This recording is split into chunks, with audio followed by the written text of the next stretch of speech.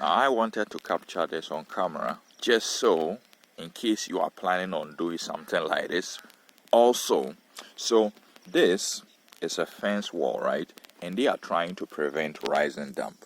Now what they did is they bought a DPC, but instead of doing the DPC after the level of the filling, they buried the DPC. Okay, so the DPC was put right on top of the casting that they did, and now they lay the blocks. So essentially this DPC is going to be buried, and what they are trying to prevent will happen anyways, because now the moisture of the ground, the soil, is going to reach the blocks anyway from the side. So it's like they are burying whatever amount they spent on buying this BC. It's just going to waste because it isn't going to work. So rising damp happens whenever the moisture in the soil reaches the blocks. So how you prevent it is by creating a barrier. Now in this case is going to be buried. So after you backfill it, you fill it on the sides, the moisture in the soil is going to reach the blocks anyway. So essentially what you did is zero effort.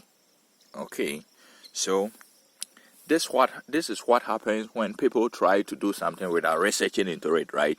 There's no logical thinking about the process anyway to work out how effective it's going to be, and people just do things without thinking through the process.